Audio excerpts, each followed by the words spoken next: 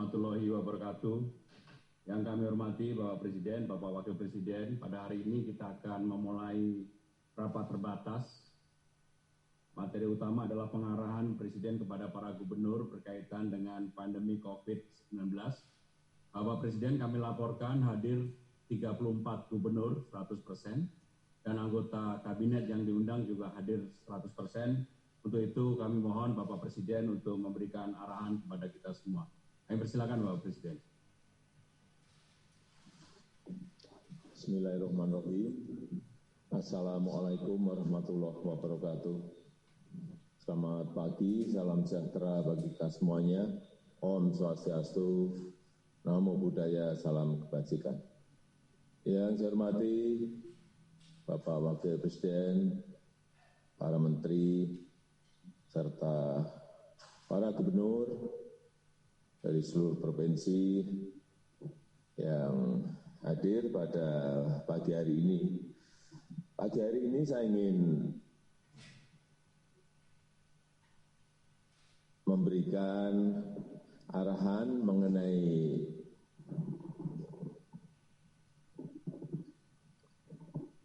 virus corona atau COVID-19.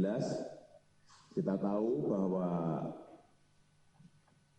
laporan yang saya terima dari kedutaan besar kita di seluruh dunia, dari Menteri Luar Negeri, sampai saat ini COVID-19 telah menyebar di 189 negara. 189 negara. Jadi ini 3 negara terbaru dalam 2 hari ini yang terkena adalah Suriah, Grenada, dan Mozambik. Ini menunjukkan bahwa pandemi COVID-19 ini betul-betul sebuah virus yang telah menjadi pandemi dan memang sangat sulit untuk dicegah, baik masuk ke sebuah negara atau masuk ke sebuah provinsi, kabupaten, dan kota. Oleh sebab itu, penanganan COVID-19 kita semuanya harus satu visi,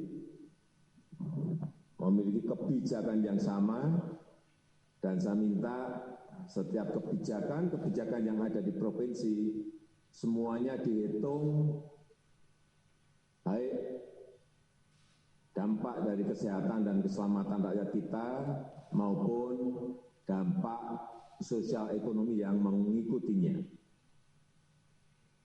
Saya berikan contoh, misalnya sebuah provinsi atau sebuah kabupaten dan kota ingin membuat sebuah kebijakan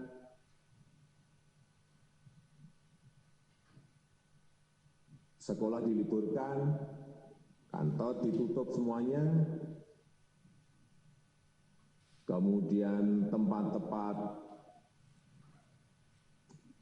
transaksi ekonomi, misalnya pasar ditutup semuanya, tolong ini betul-betul dihitung betul, dikalkulasi betul dampak sosial ekonomi dan kesehatan yang ada.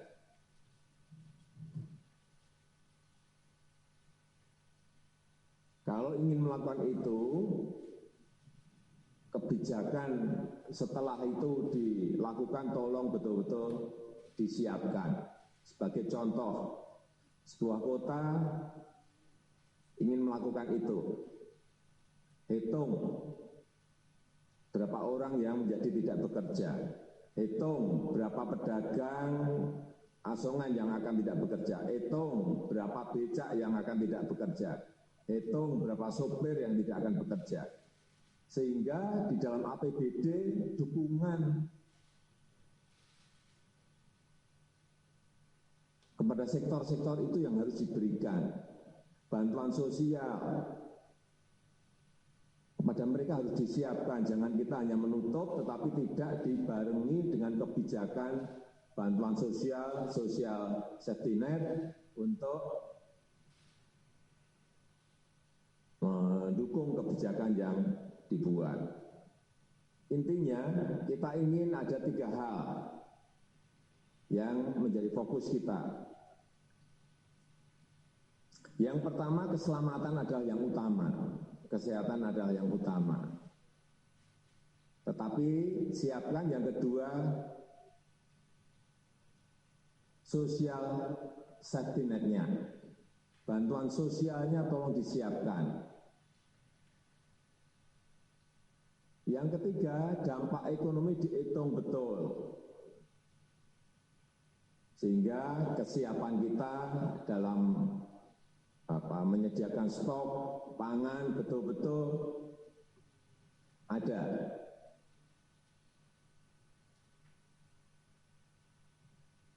Kemudian kenapa ada yang bertanya kepada saya, kenapa kebijakan lockdown tidak kita lakukan? Perlu saya sampaikan bahwa setiap negara memiliki karakter yang berbeda-beda, memiliki budaya yang berbeda-beda, memiliki kedisiplinan yang berbeda-beda. Oleh sebab itu, kita tidak memilih jalan itu. Dan itu sudah saya pelajari. Saya memiliki analisa-analisa seperti ini dari semua negara, ada semuanya. Kebijakan mereka apa, mereka melakukan apa, kemudian hasilnya seperti apa, semuanya dari Kementerian Luar Negeri lewat dubes-dubes yang ada, terus kita pantau setiap hari. Sehingga di negara kita memang yang paling pas adalah physical distancing. Menjaga jarak aman, itu yang paling penting.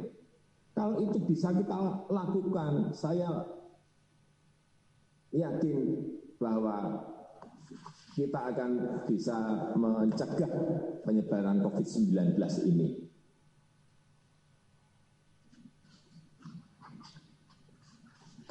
Tetapi membutuhkan sebuah kedisiplinan yang kuat. Membutuhkan ketegasan yang kuat, jangan sampai yang sudah diisolasi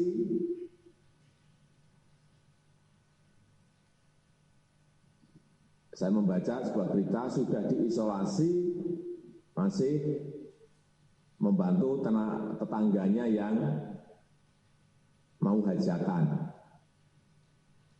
Ada yang sudah diisolasi masih beli handphone dan belanja di pasar.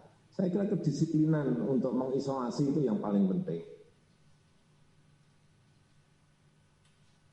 Partial isolated, mengisolasi sebuah RW, mengisolasi sebuah kelurahan penting, tetapi betul-betul dengan sebuah kedisiplinan yang kuat. Kalau ini bisa kita lakukan, saya kembali lagi, saya meyakini bahwa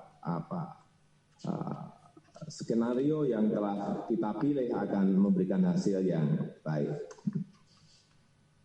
Dan sebentar lagi saya juga ingin mengumumkan mengenai mitigasi dari dampak ekonomi terhadap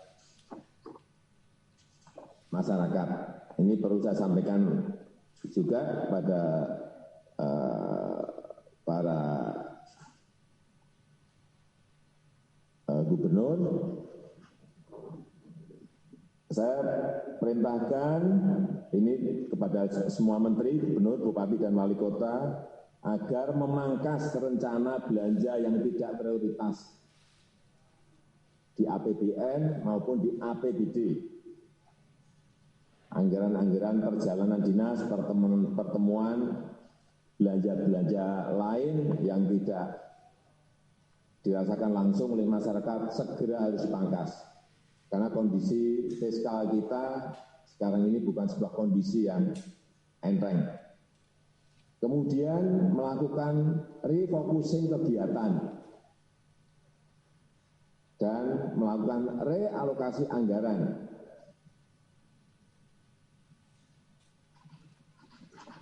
Untuk mempercepat penanganan COVID-19 baik terkait isu-isu kesehatan maupun bantuan sosial untuk mengatasi isu-isu ekonomi. Landasan hukumnya sudah jelas. Minggu yang lalu hari Jumat tanggal 20 Maret 2020 telah saya tanda tangani Inpres nomor 4 2020 untuk refocusing dan relokasi anggaran. Sekali lagi, bukan hanya penanganan kesehatan untuk masyarakat, tetapi juga untuk penanganan dampak ekonomi masyarakat lewat bantuan-bantuan sosial. Juga perlu saya ingatkan agar provinsi, daerah juga melihat betul ketersediaan bahan pokok dan mempertahankan daya beli masyarakat.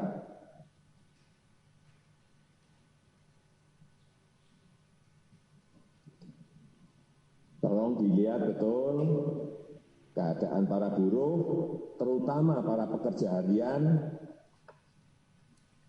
para petani, para nelayan, dan juga ini yang terkena dampak terlebih dahulu, para pelaku usaha mikro, usaha kecil, agar kita usahakan agar daya belinya tetap terjaga dan bisa tetap beraktivitas dalam berproduksi. Oleh sebab itu, setiap kegiatan yang ada di provinsi, kabupaten dan kota, tolong diarahkan agar program-program itu bisa semuanya menjadi program padat karya tunai. Ini untuk mempertahankan daya beli masyarakat. Program padat karya tunai harus diperbanyak, harus dilipat gandakan, tetapi tetap harus mengikuti protokol kesehatan secara ketat untuk mencegah penularan COVID-19.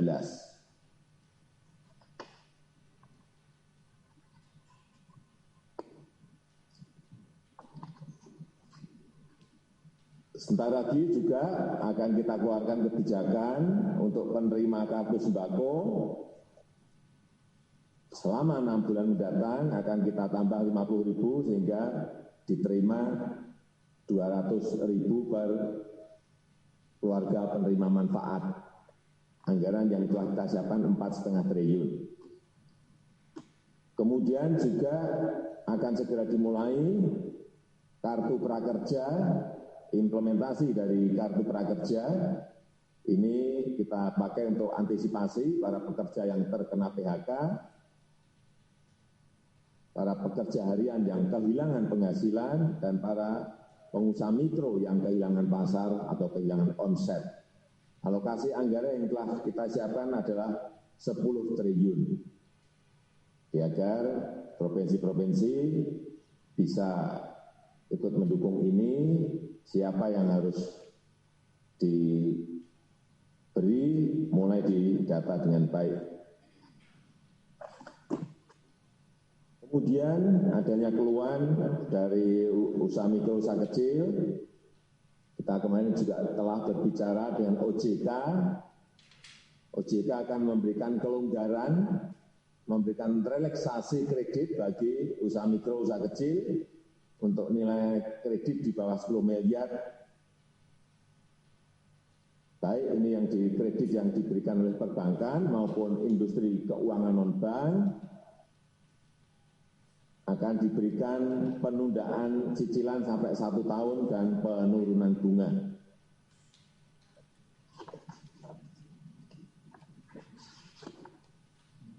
Keluhan saya dengar juga dari tukang ojek, supir taksi yang sedang memiliki kredit motor atau kredit mobil, ataupun nelayan yang sedang memiliki kredit perahu. Saya kira ini juga perlu disampaikan kepada mereka untuk tidak perlu khawatir, karena pembayaran bunga dan angsuran diberikan kelonggaran atau relaksasi selama 1 tahun.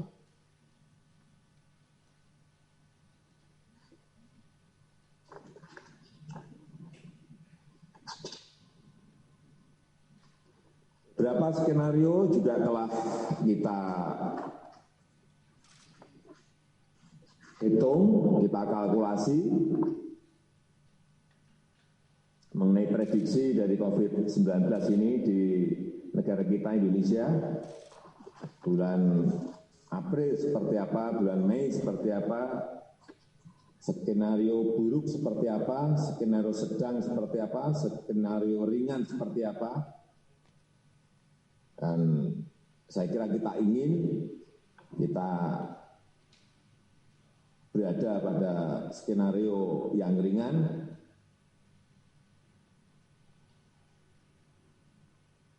dan kalau memang betul-betul sulit dibendung, ya kita paling tidak masuk ke skenario sedang, jangan sampai masuk ke skenario yang paling buruk.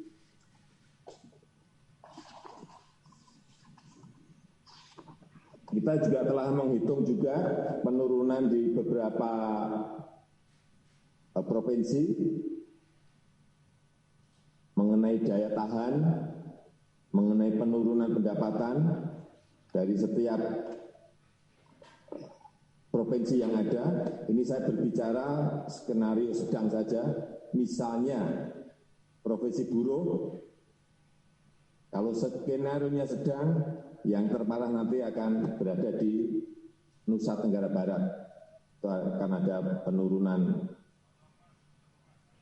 pendapatan kurang lebih 25%. Karena hitungan kita, ini kita mampu bertahan di Juni sampai September. Kemudian untuk petani dan nelayan, tolong juga hati-hati, kalau skenario-nya sedang, ini yang terparah nanti di Kalimantan Barat. Karena ada penurunan pendapatan sampai 34%. Dengan daya tahan Oktober sampai November. Kemudian pedagang mikro, pedagang kecil, kalau skenario-nya sedang, yang berat adalah di Kalimantan Utara. Dengan penurunan pendapatan sampai 36%. Dan kemampuan bertahan di Agustus sampai Oktober. Kemudian untuk sopir, angkot dan ojek yang paling berat di Sumatera Utara. Ini turunnya sampai 44%. Angka-angka seperti ini mohon juga dikalkulasi secara detail di daerah, sehingga persiapan-persiapan bantuan sosial oleh provinsi, oleh kabupaten dan kota betul-betul bisa disiapkan lewat tadi yang sudah di depan saya sampaikan, refocusing dan relokasi anggaran yang ada. Kalau kita bekerja secara detail, di lapangan juga kita ikuti, saya meyakini sekarang ini masyarakat sudah mulai bergerak, provinsi-provinsi juga telah, saya lihat telah melakukan dan bekerja secara baik dalam melakukan semprotan disinfektan, kemudian mensosialisasikan, menjaga jarak yang aman. Saya meyakini skenario yang paling ringan itulah yang akan muncul. Saya rasa itu sebagai pengantar yang bisa saya sampaikan pada kesempatan yang baik ini. Terima kasih.